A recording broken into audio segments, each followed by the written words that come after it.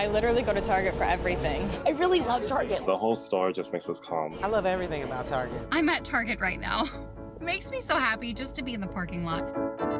At the top of 2020, Target secured its spot as the 7th largest retailer by sales in the US. With 1,880 stores across all 50 states, the company brought in $78.1 billion in revenue in 2019. Target has revolutionized the entire shopping experience, from the width of the aisles and the weight of the shopping carts to the smell of Starbucks coffee and the placement of dollar bins. The tactics are paying off. Despite the pandemic, profits rose more than 80% year over year in the last fiscal quarter. This whole crisis has really upended how consumers are shopping, where they're shopping, and what they're shopping for. Here's how Target keeps its shoppers hooked. Expect more, pay less. That's been Target's slogan since the mid-90s. The first Target store opened in Roseville, Minnesota on May 1st, 1962. That year, Target advertised itself as a store that is fun to shop and exciting to visit. It's kind of gotten that nickname Target that you hear a lot of among customers because it's tried to bring something a little different with its unique brands and its variety of slightly higher priced but still affordable merchandise.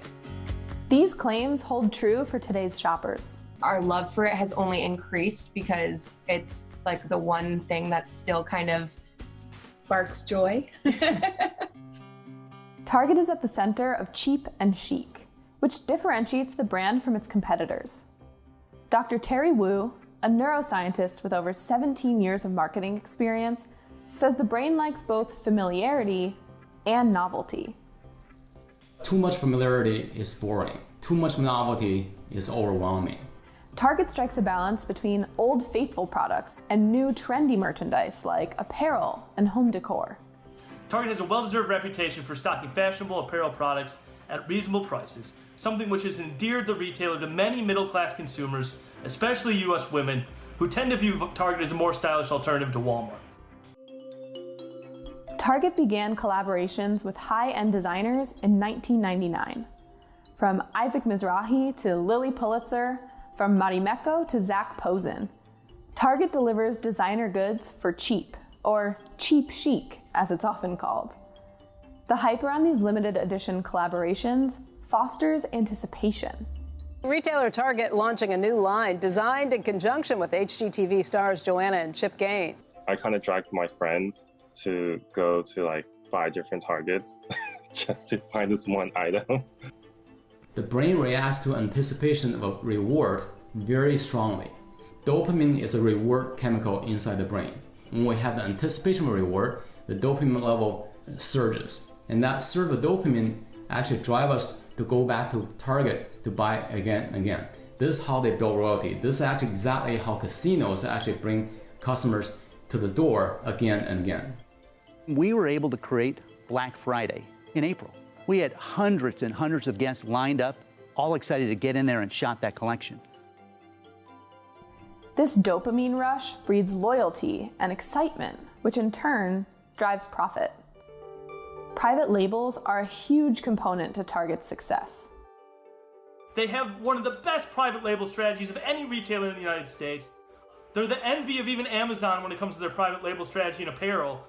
In-house women's wear label, A New Day, accounts for more than $1 billion in annual sales. In-house kids line, Cat & Jack, accounts for more than $2 billion in annual sales.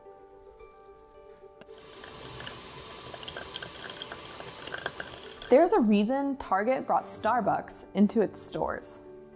This aroma of the coffee can trigger happy feelings. Scent has a very strong influence on our emotions, judgment, and decisions. The nose and the emotional brain, or limbic system, are only one synapse away. So smell is the most direct access point to our emotions. Coffee has another upside too: caffeine.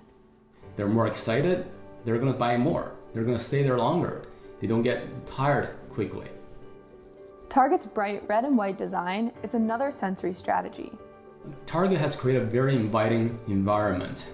The aisles are wider, the shelves are shorter, the space has less clutter. There's not really an equivalent to Target, and we're not really Walmart shoppers. It's like horrible fluorescent lighting that makes you feel like you're in a horror film. Yeah, I'm just not a fan of Walmart. The room is well lit. You can see things very easily. And also, when you need help, you can spot Target employees very easily by their red shirt. Everything's pretty organized. It's very bright, white with the red. This doesn't hurt the eyes. And don't discount the power of a dollar bin. Right when you walk in our Target, there's the dollar bin aisle, which is like dessert, because there's always something I never knew that I needed that is right there that I absolutely have to get. It's a subconscious priming impact on the brain, telling you when you shop at Target, you can expect more, but at the same time, you're not going to spend too much money. You earn the freedom to spend more than you want. The carts. They're made of super light plastic, making them easy to maneuver. When we push the cart around, it feels easy. It subconsciously tells us shopping here at Target is very easy. Dr. Wu also says that when the cart isn't heavy, it signals to the brain that you can continue shopping. And finally, strategy number 5, logo redesign. Did you even notice? It used to be all uppercase letters, and now it's all lowercase. Uppercase brand names looks more masculine and aggressive. Lowercase brand names look more feminine and friendly. We have over 60% of Target shoppers are women in the United States. They're more affluent than the average Walmart shopper. They tend to have a higher average household income than the average American. When COVID-19 hit, shoppers' habits changed. Apparel and decor sales slumped. Instead of people shopping for typical merchandise, they were looking for very key categories like groceries and essentials. Think toilet paper and hand sanitizer. They were selling more merchandise that was lower margin, like gallons of milk or cartons of eggs, and fewer items like clothes that have a higher markup. Even though Target stores were open, many customers felt safer shopping online. They were spending a lot more on labor. They needed staff to be sanitizing shelves, stocking shelves, and in exchange for the extra risk that employees were taking on, Target gave them additional pay. And that led to about $500 million of added expenses. A lot of the stores that were open, like Walmart and Target and Home Depot and Lowe's, all reported really strong sales. Even learning how to keep stores clean and have employees wear masks and try to encourage customers to wear masks. They had a head start with that. Acquiring Shipt in 2017 set the company up for success during the pandemic. It helped Target fulfill more online and delivery orders in 2020. In the second quarter, Target reported really what can only be called eye-popping numbers across the board. Their profits jumped by more than 80% year over year. This is extremely impressive. I think the key things for me were really the breadth of performance, the fact that they saw strength across multiple categories, the growth in their digital business, the growth in offerings like buy online, pick up in store or curbside, and the earnings flow through was actually quite strong as well. CEO Brian Cornell shared a few strategies for this wild growth. First, Target essentially turned stores into fulfillment centers, kind of like Amazon. Second, pickup and delivery service. In the second quarter, curbside service grew over 700% from a year earlier, and Shipt grew more than 350% year over year. Third, Brian Cornell attributed the profit jump to a wallet shift. So a lot of those families were taking money from a canceled vacation or a flight they would have taken and putting it instead towards new clothes or backyard furniture or other small indulgences during this time that they may have put off. This isn't the first time Target has rebounded from a significant setback. In 2013, a massive credit card breach spurred a steep decline in profit. However, Target managed to bounce back from the 2013 breach and regain customers' trust by establishing new security measures and issuing more secure chip and PIN cards. But this is the same area where just last night the Target was looted and a grocery store was being looted.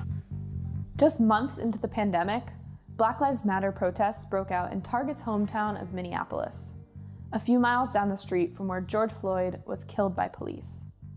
A Target store was looted and burned. Target promptly closed a number of stores to protect employees and committed $10 million to advance social justice and help rebuild Minneapolis. Another protest took place inside a Target store in Dallas.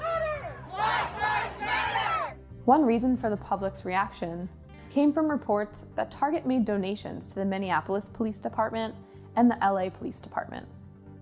This put Target in hot water. In a statement to CNBC Make It, Target said, quote, "Inclusivity is a deeply rooted value at Target, and we've had an ambitious diversity and inclusion strategy for many years for our guests and team. We know that having a diverse workforce and inclusive environment not only creates a stronger team, but also provides the perspectives we need to create the products, services, experience, and messages our guests expect." Despite all of the uncertainties, Target still managed to bring in a ton of customers in the second quarter. CEO Brian Cornell talked about how Target has gained $5 billion of market share and 10 million new customers online in the first half of the year. It's trying to get more people to keep coming back, and the question will really be, once the pandemic starts to fade, will people continue to be Target shoppers? Target's long-term trend, they're acquiring customers that will stick with them beyond this crisis. The reliability and consistency of the Target brand will likely keep the company going. Its ability to innovate while maintaining a familiar brand is its biggest asset. Familiarity, novelty, and balance are what will keep it on top.